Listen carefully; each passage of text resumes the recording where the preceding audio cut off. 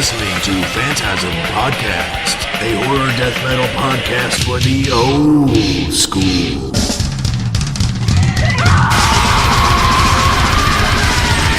Join your hosts Corey Gorechrist and Dr. Vincent West as they stuff horror movie reviews and death metal interviews all in one body bag. Listen on iTunes, subscribe on YouTube, and like on Facebook, and head over to StageDiverRadio.com for more. This is Blake from Big Destroyer, and you're listening to Phantasm Podcast. Phantasm.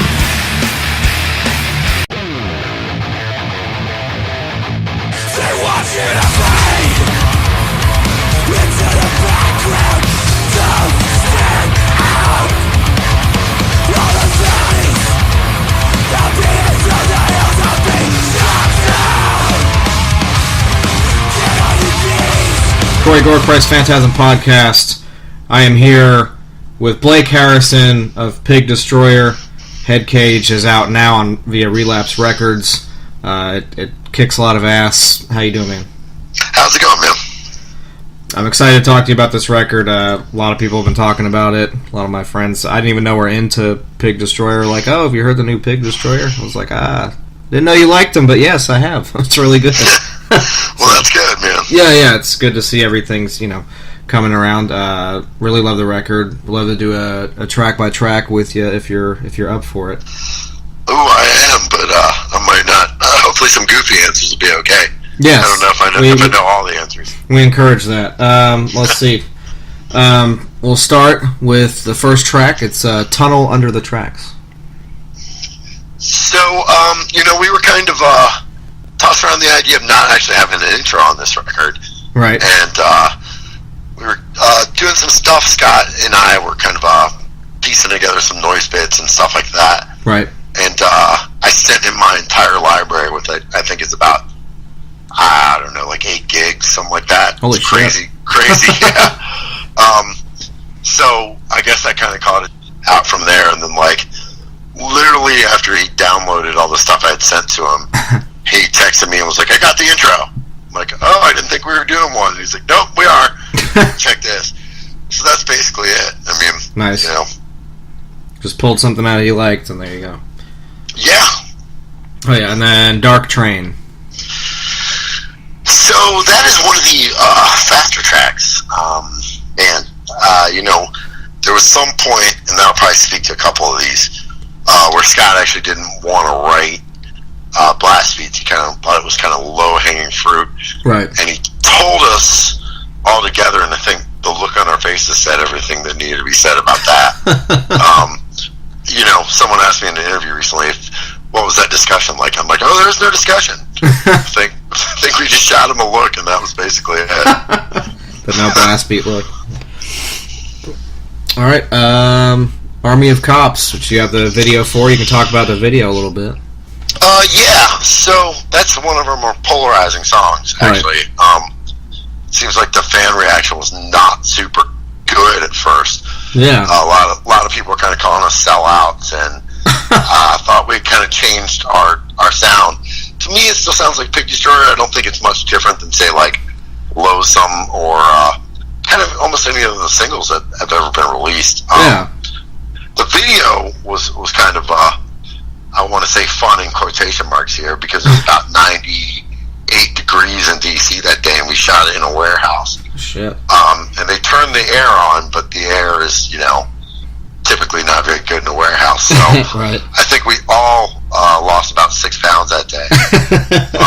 It was brutal. And what really sucked is there were breaks. There was times where I didn't need to be in a shot, or Scott or JR didn't need to be in a shot. But right. Poor fucking Adam, man. Adam was in every single shot. The guy that has to do the most work. Yeah. We shot that at DC Brow, which is a local brewery, which are friends of ours. So it was a pretty good time, nice. Considering, all the works. I think we shot 48 takes of it or something like that. Wow. Which doesn't seem like a lot, but, whoever's listening, I challenge you to do that. It's a rough one, man. 98 degree heat, too. Yeah, and it's humid in DC, man. Yeah. We're basically in a swamp here. All right. And then for the actual song itself, just a little bit on that. What's that? Army of Cops, like the actual song, you know, outside the... Oh, you want me to comment on that? Yeah, the writing for that. I think that might have been one of the first songs that was written for this record. Awesome. You're really going to stretch some of my memory here. This is, you know, we've been doing this one for a while. Yeah, it's been... So, this one's a challenge. And then it's, from like the, you know, the 6-year gap from Book Burner, are these some of the ones you were writing right after, or did it take some time to start writing from there? No, it took some time. We did some shows, you know, which I would say we did a lot of promotion, but that's a lot of promotion for us. Yeah. You know, so we did some shows after Book Burner, and, you know, probably about 3 years. So we probably started the process of writing this record about 3 years ago. Awesome. That's a long time. We got number 4, Circle River. So, you know, the writing process of this one, I don't really remember too much. Right.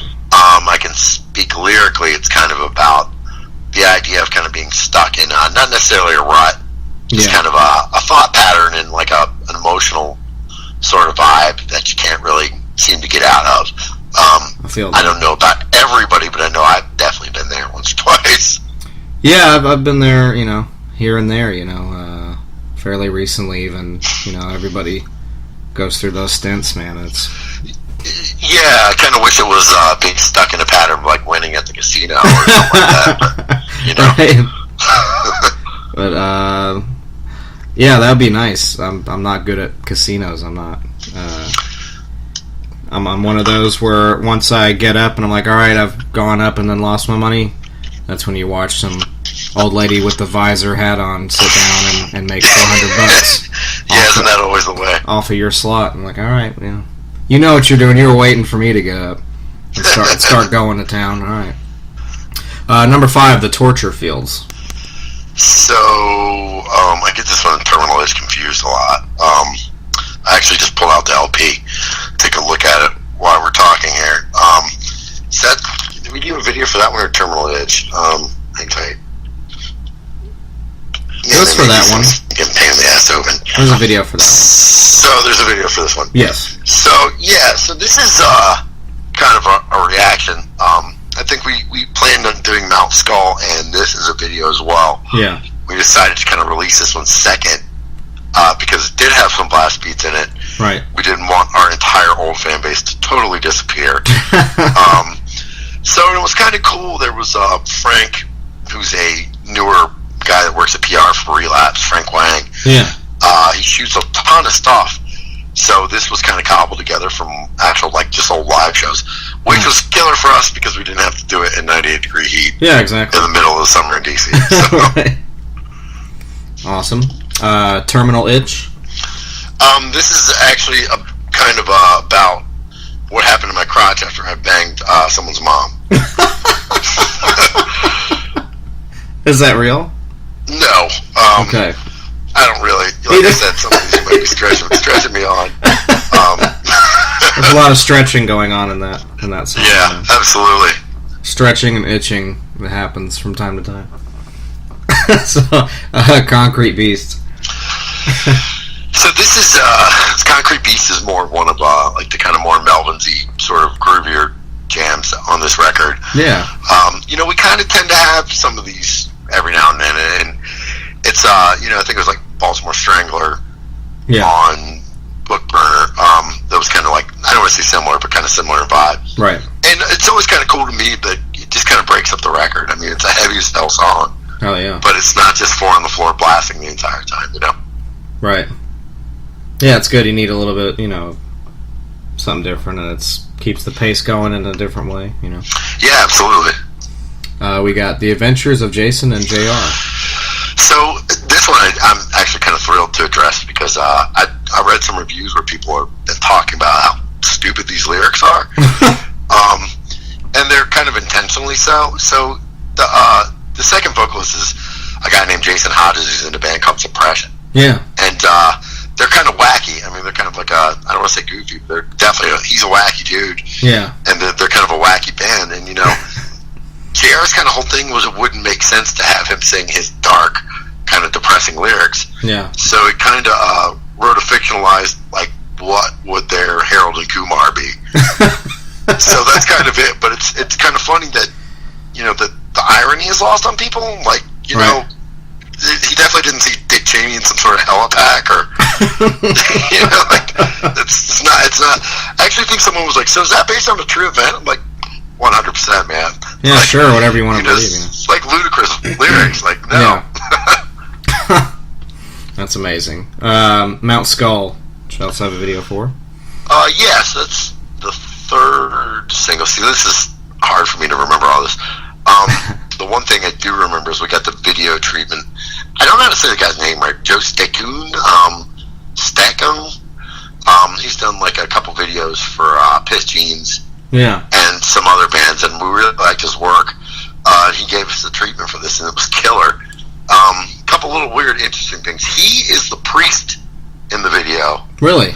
And I think the guy in the coffin was in Twin Peaks and on Breaking Bad briefly. Oh, shit. That's awesome. So, yeah, I do get a lot of questions about, hey, man, what were you guys thinking when you made this video? I was like, well, I wasn't thinking much. Somebody gave us the treatment. We were like, this sounds awesome. Yeah. So, you know, a lot of grindcore doesn't have a lot of levity in it. Right. So, visually, this one does. Hell yeah. And next one, we got Trapdoor Man. Trapdoor Man.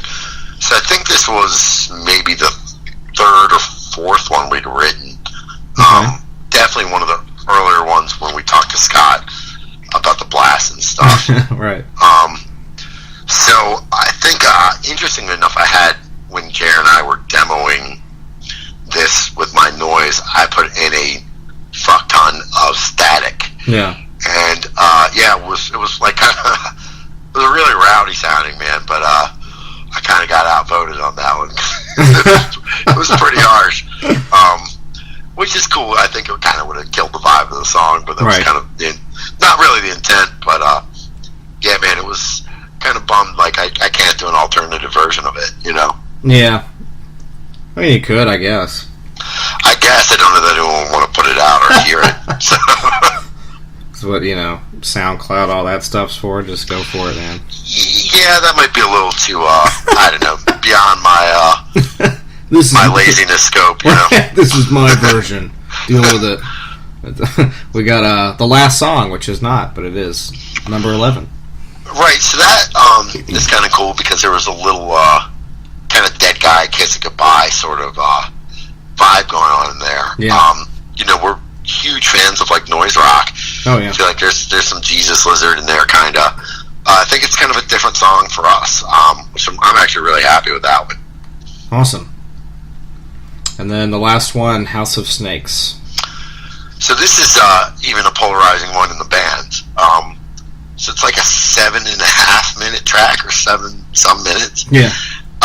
And I think it's killer. I know that Scott and Jared really want to wedge it in the set. Nice. And I don't think that that's a bad idea. I just think it's kind of too early for us to play it. Right. I think it's, you know, we have performed it live a couple times, actually, before the record even came out. Yeah. Maybe twice. It was the only song we ever played off the new record before it came out. And it doesn't feel like it's a 7-minute long song live, I can tell you that. Yeah. It moves a lot, you know. There's not a lot of repetition going on in there. Yeah. Well, I'm actually shocked I was able to comment on all these. Yeah, we made it. I didn't say pass one time. We made through it and get some extra insight on it. The album's fucking great. It's definitely a contender for album of the year in a lot of places. Thank you. And for us as well, it's up there. Are you a horror movie guy? Oh yeah, man. Me, Scott, JR, Adam, John, you know, that's more into like TV and stuff. Oh but yeah, he dabbles. That's the other half of our podcast. We try to bridge the two together. Definitely speak to some of that. Yeah. So not necessarily your favorite horror movie. What's the first one that really got you into the genre? If you can remember. Wow, that's a tough one, man. I would have to probably say Halloween. Oh hell yeah. The original one, because it was kind of just so gritty. Yeah. It almost, you know, every real horror film preys on the fear. Yeah. And to me, it was almost probable. I mean, not so much now that I'm an adult, but when I was a kid and I first watched it. Sure. You know, to have some, like, rampaging psycho killer. Yeah. Like, there were definitely some things that were like, you know, I mean, how many times does he get shot in that movie? Yeah. You know, he gets stabbed in the neck with a sewing needle and he stands back up. Yeah. You know, but I was able to overlook those things when I was younger. Which is like, yeah, this is crazy. He's just a dude that's just a psycho. Yeah. Like, even in, like, Friday the 13th, and especially Nightmare on Elm Street, which was huge when I was a kid. Right. You know, that was more like of a supernatural thing. Yeah. And it's cool. It's just not as scary. And it's not as effective. Whereas, you know, Halloween, dude, I mean, it's completely feasible that some dude could just break out and just go on a murderous rampage. Yeah, just go house to house and, you know. You know, and actually Texas Chainsaw Massacre too, because before I knew what it was about, there's that statement in the beginning that's like, this is based on a true story. And I was like, what the fuck is this? You know, getting older, you learn that the kid took a lot of liberties with that story, but I was just like, dude, this is fucking real? Yeah. You know? They definitely passed it off as, you know, being completely what they're showing, you know. Yeah, and you know, I'm more of a fan of kind of practical effects. It's me too. Sometimes what you don't see is scarier. I agree with that. Yeah. You know. And what are some other good ones that you like? If you have like a top shelf for you personally? Oof. I mean, I'm looking at my DVDs right now. A huge fan of the Evil Dead series. I mean, always have been. I mean, your podcast is named Phantasm. I love Phantasm. Yep. Actually, about to go see that in the theater. Really? Yes, and Don Coscarelli's going to be there. Oh, it's amazing. He's super cool, man. Yeah, I've never met him, so it's going to be a little bit of a treat for me. We have a local, not even art house here. It's sponsored by AFI. Huh. So okay. October is a pretty busy month. Yeah. Oh yeah, they'll start showing shit every other night or something. Oh, it'll be every night. I mean, it gets packed. I mean, right now they're doing the Latin Film Festival, which is awesome. It's cool. It's just not like a lot that I even know about. Not saying I'm not interested in it. I just don't really know too much. Sure. And you know, my time is kind of limited as it stands. So just popping over to a movie just to check something out isn't always that great. Right. Easy for me. Yeah. You know, I'm a huge fan of Argento. Love him. Yeah. You know, Suspiria, I love that. You know, Zombie 2, or I guess, you know, Fulci Zombie. Yeah. I love. Yeah, I mean, it goes. I mean, huge. It's not really horror. It's kind of more esoteric, like a huge David Lynch guy. Huge. I mean, I've seen everything he's ever done probably 25 times. Yeah. My co-host, Dr. West, he loves Blue Velvet. That's like, he can like quote that movie. Yeah, I mean, that's a great one. I'm more of a Twin Peaks guy is what got me into Lynch. Oh, well, yeah. But you know, it kind of snowballed very quickly from there. Yeah. I'd seen probably Inland Empire 20 times and still couldn't tell you what it's about. Wow. Well, yeah, I actually read an interview with him recently where he says, you know, not, and this I think should be obvious, right? But you know, not all of his films actually have a like a linear storyline, and it's more about an impression than it is a story. Yeah, yeah.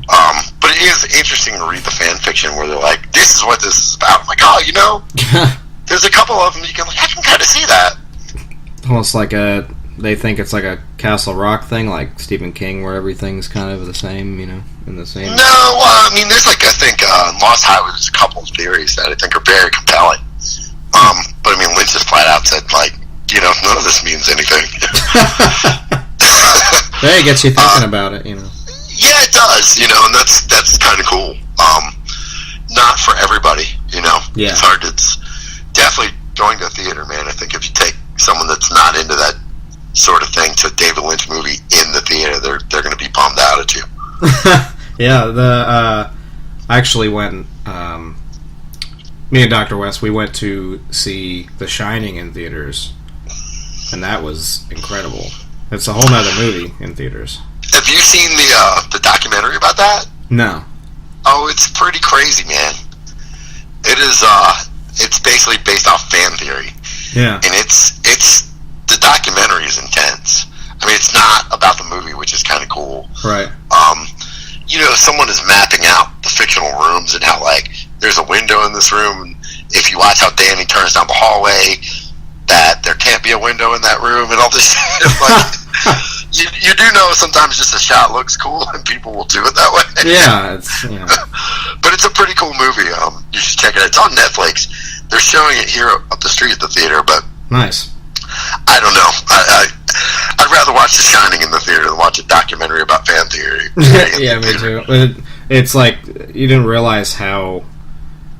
Like, for one of the first times, I think, seeing a movie like that in theaters, I paid more attention to the actual direction than anything, which I don't usually do, you know.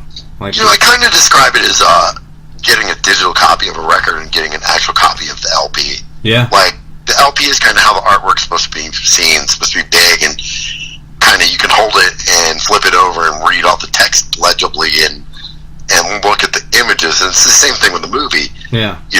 It's a little different now that big flat screen TVs are more accessible, more affordable. Sure. But when I was a kid and you had to watch on your 20-inch cathode CRT TV, movies don't translate as well. No.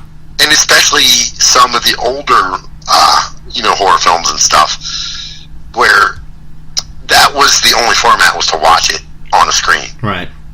Scott and I just saw Night of the Living Dead. Oh. I think the 2K restoration in the theater. And it was like, wow, this is almost, with the music blaring at you and seeing those images in front of you in a giant size is way different than watching it on TV. Yeah. And I saw Suspiria the last year when they first started showing it in theaters. And that movie, especially with the score, I mean, that makes the film, And just the color saturation that he used. Absolutely. I mean, that's the whole movie.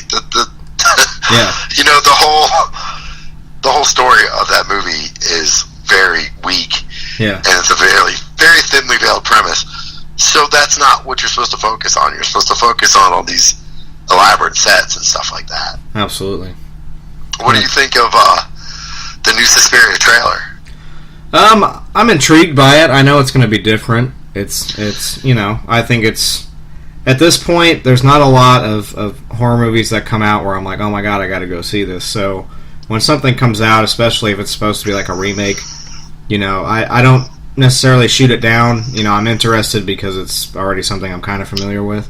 So, yeah, I mean, it looks... I'll give it a shot for sure. It doesn't look half bad, I don't think. I think it looks pretty good, man. I think he is going to do a good job with it. Yeah. But like you said, it's kind of cool. It's like, okay, well, this is seeing an old friend almost. But then there's a huge potential to have it be fucked up. Yeah. I kind of feel the same way about the new Halloween. Yeah, it's a fine line with that one. It's like, I don't know what to make about it. The first one is so good. Yeah. Like, I don't know that you can. Suspiria is mostly art, so you might be able to adapt it. Yeah, you can modernize it and make it, your own version of just make it your own thing, but still about the same story. And, you can, like you said, how weak the story is, you can actually do a whole lot with it, in your own way, which is, a better way to do a remake than Halloween. You're bringing back similar themes and characters, but you're also saying this is the real sequel to the original and all the other ones never happened or something. So that's what's weird about the new one, and the fact that they're just calling it Halloween. It's like, how many times are we going to have just... That. Especially since Rob Zombie did the Halloween. It's like, dude, you gotta Yeah, and his was the actual remake, and I get it. But this one is like another, how many just straight Halloweens are we going to have? It's just... This is the third movie called Halloween based on the same thing, Right. And, it's my theory that Hollywood in general just doesn't have any original ideas at all anymore, and I don't understand, can't you just do a similar story, make it your own, and not call it Halloween? Right. It can be kind of the same premise and, different mask, but they want that branding to try to get it. It's the whole character that sells it and the name, and they feel like if they just tack on another title underneath it that it wouldn't sell as well. But it's like, I don't know. It's a weird one. They can go either way. The newest trailer they put out looked pretty awesome because it just showed Michael Myers, killing people, and that's what I want to see. So as long as as long as there's a lot of that, and they can make it pretty brutal, I'll be all right with it. But it's kind of I also kind of get really bummed when these kind of oh my god, I can't think about it. I can't think of the word I'm looking for. But when these franchises That's it. Yeah. When they kind of fuck up their own mythology, Yeah.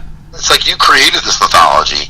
You know, Predator was badass, and actually Predator 2 I think is a pretty underrated movie. Really, But you like the new Predator?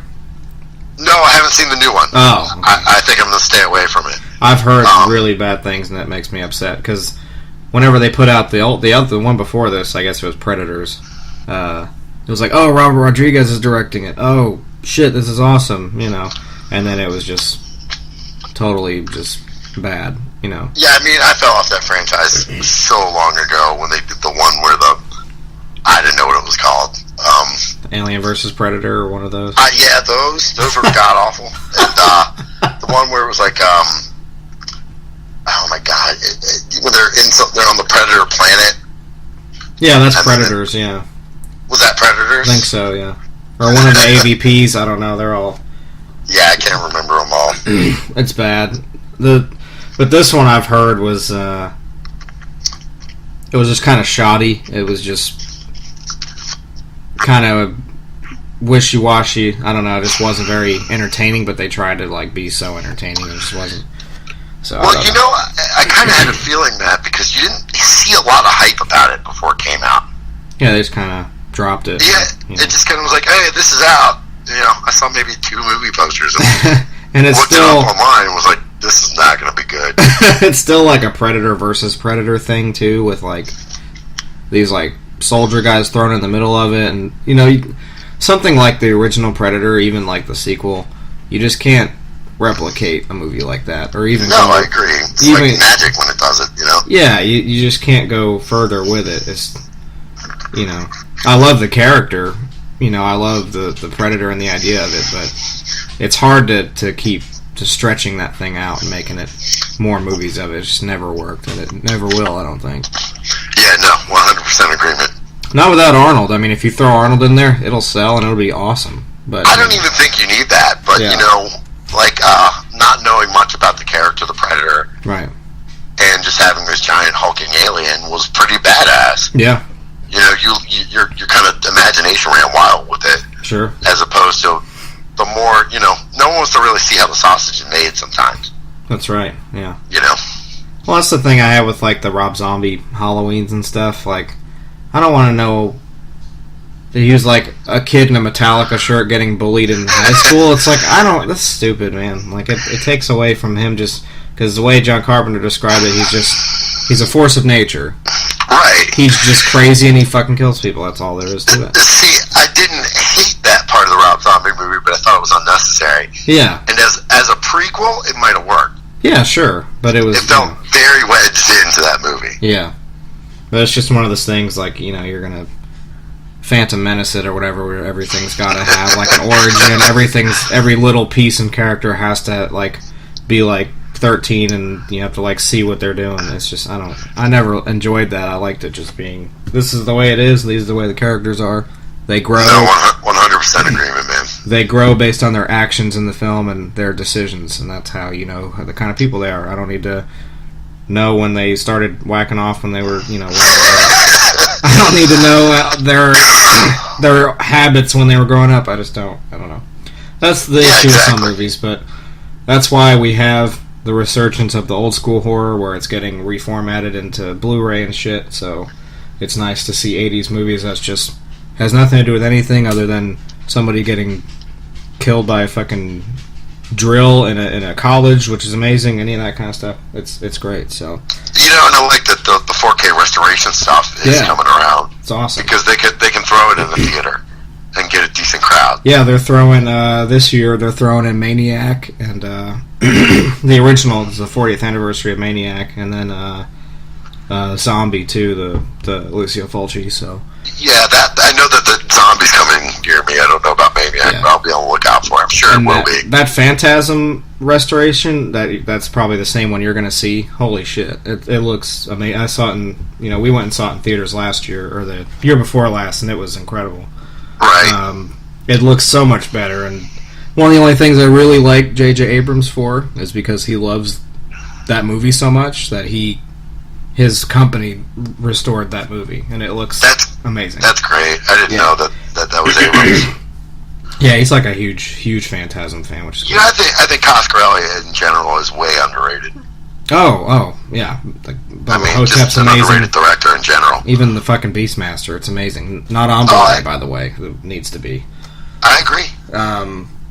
And if you get a chance to meet him, definitely, because he's very he's a very chill dude. Like he'll talk to you. He's really cool.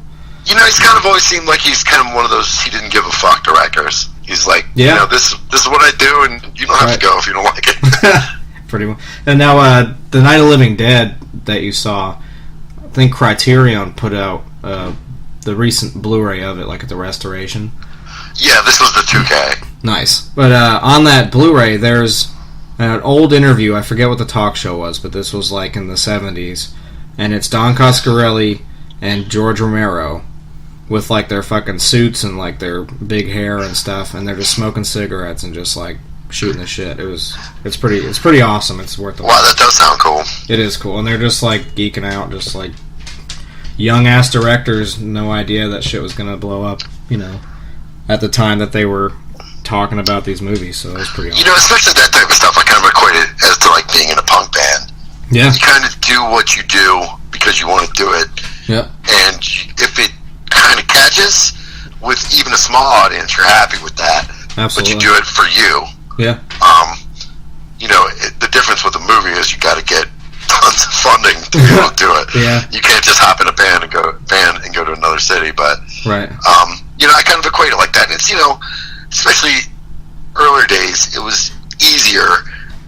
I'm sorry, it was harder because it was a smaller niche of people. Yeah. So you had to find the weirdos to market that shit to. Right.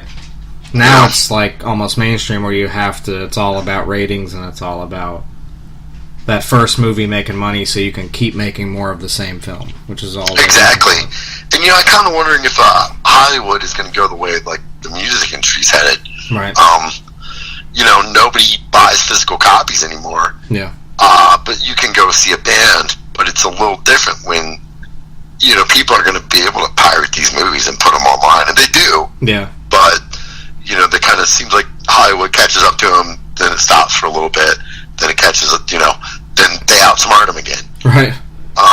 So I think at some point it's just going to be like, well, fuck it, just put it online for free and we'll take donations or whatever. Right. You know? Because it's just like Bandcamp. People will, if you do a product, people will pay for it. Yeah, absolutely. absolutely. If they know that some mega corporation isn't getting rich off of it. Yeah. You know? It's very true. Hopefully it doesn't go to that. You know, the doctor and I both are collectors, and we got, you know, especially horror movies, just have a shit ton of them. And I think with the resurgence of the Blu-ray stuff is really neat because I know a lot of people they don't even have Blu-rays, they just have DVDs and stuff, so it's like a whole nother market too.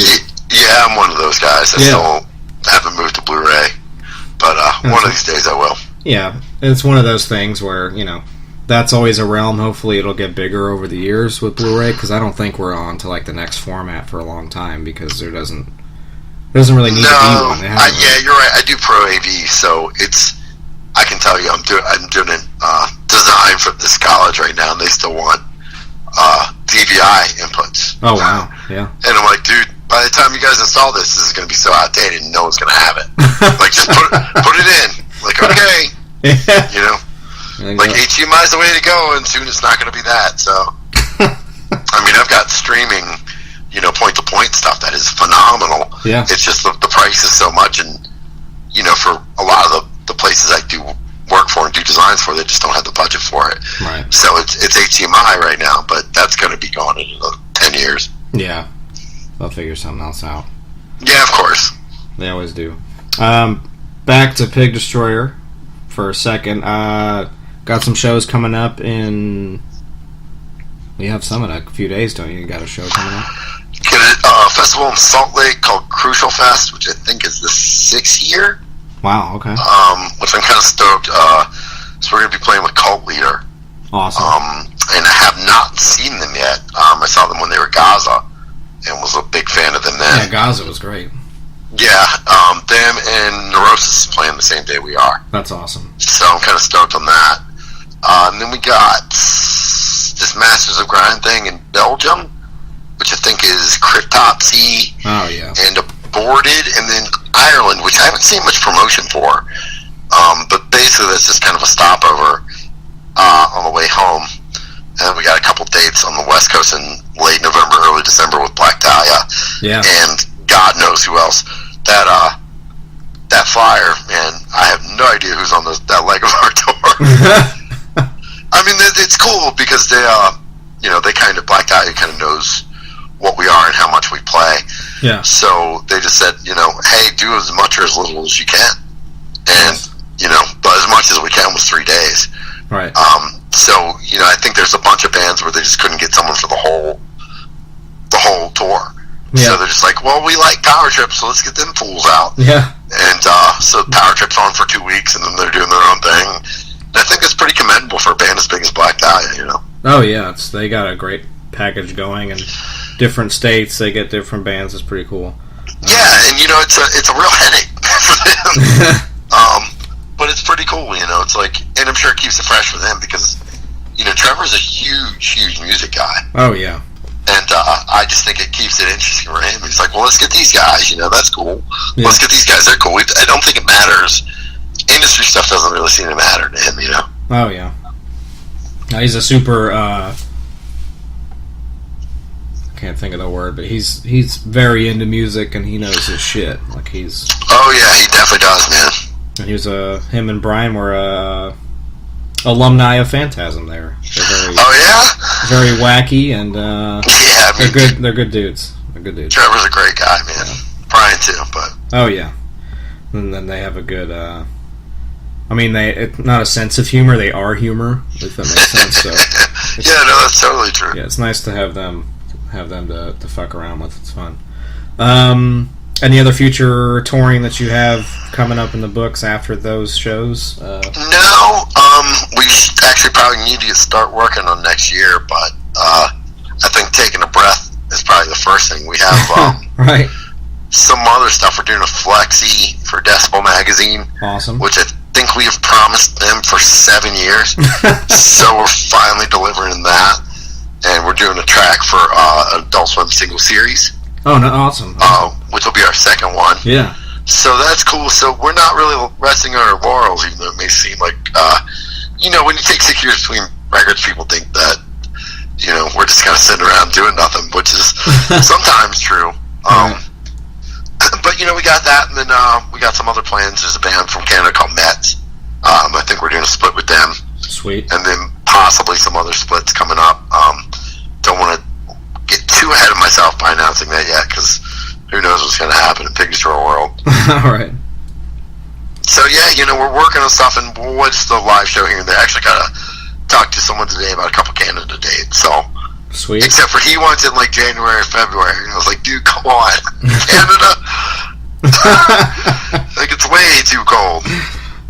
Yeah, we don't need that in February. No thanks. Yeah, no, definitely not.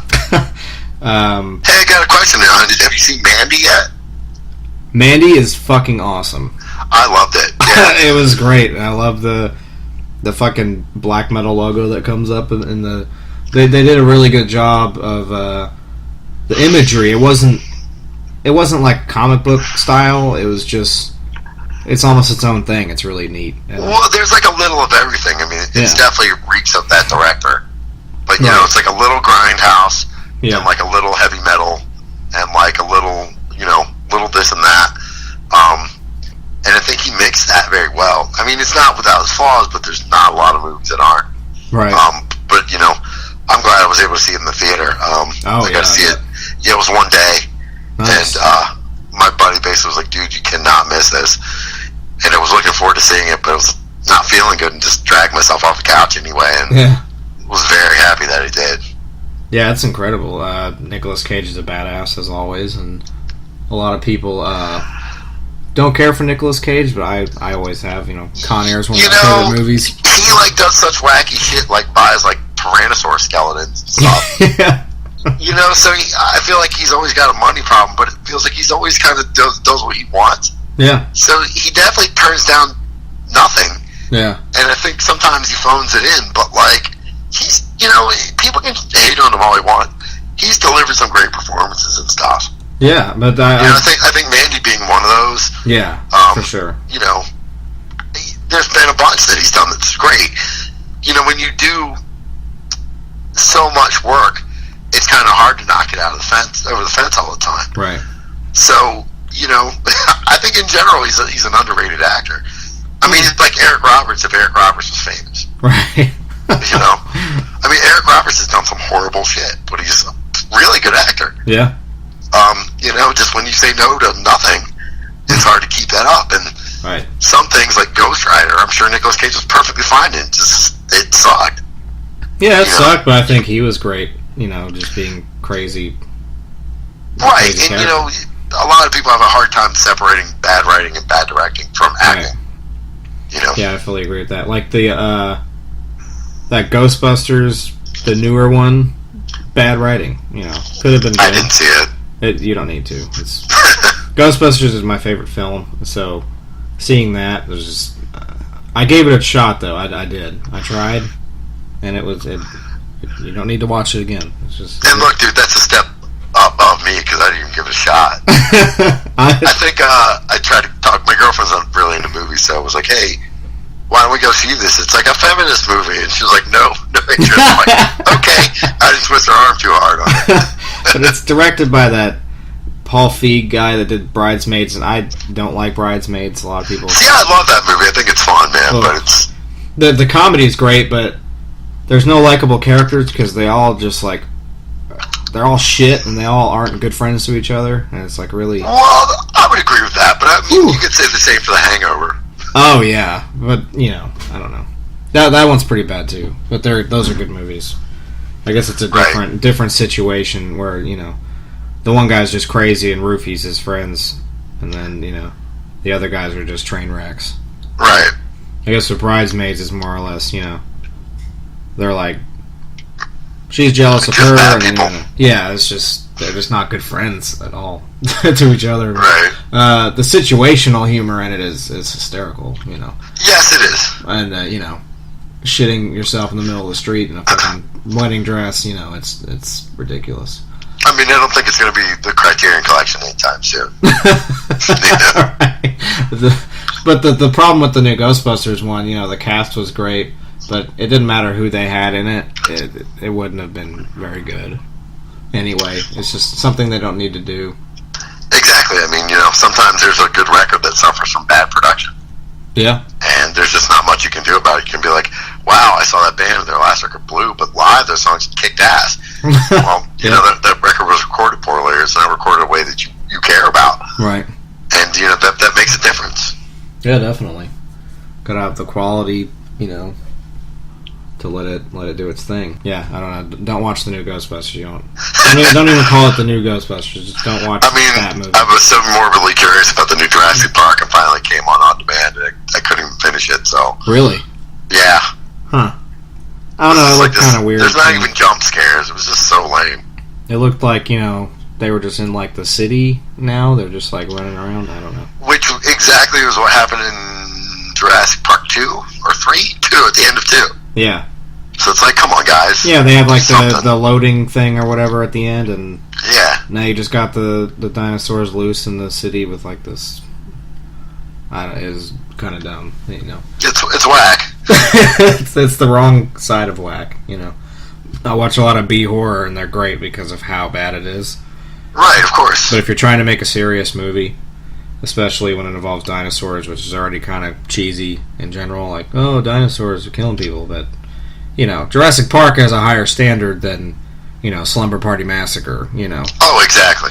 So you gotta do it correctly, or otherwise it's just ridiculous. 100%.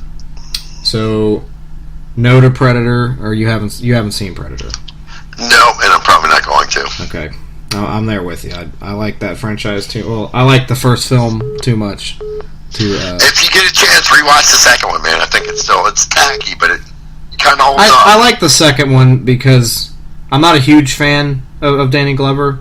I like him, but I'm not a huge fan of him. But I liked the idea when I saw the film of a suburban Predator, and I'm a New Yorker too, so seeing it was cool.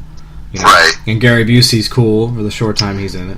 And Bill Paxton. Paxton, man. Yeah, Bill Paxton. You almost too. can't go wrong with anything he's ever done. And I thought it was cool at the very end, you know, where they had all the Predators and the ship. That was fucking cool, you know. Yeah. Nice cliffhanger, and it was great. Yeah, exactly. That movie kept you... It added to the mythology of that character. Yeah, and it kept you hungry for more, but we just haven't gotten that. We've got anything worthwhile. Yeah, we've gotten this other shit that's just branded Predator, but it's something else. I don't know.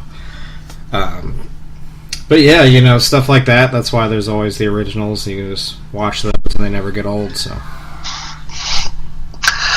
on. Is that it, or? Yeah, we're good. I appreciate your time. This has been awesome. I've had a good time. Yeah, man, me too. Actually, when I can talk movies and don't have to talk about the record that I've. Yeah, that's why I do a quick track by track. You know, blow through that, and then we can get on to the good stuff. Fuck yeah. Yeah, it's been awesome having you on, man. Pig Destroyer, Head Cage, out now. Relapse Records. Buy that shit. Go see them at shows. Pick up some merch from them. Be on the lookout for some more stuff, some singles, all kinds of shit. Yeah, we got some stuff coming up, so. They're still working, so keep buying and listening. Even though the next two things will be free, so that's good too. keep pretending. Grindcore doesn't pay the bills, kids. Well, yeah, man, it's been a pleasure. Thank you so much for most definitely, dude. Thanks a lot. Hey, and you have a good one, dude. Be safe. You too.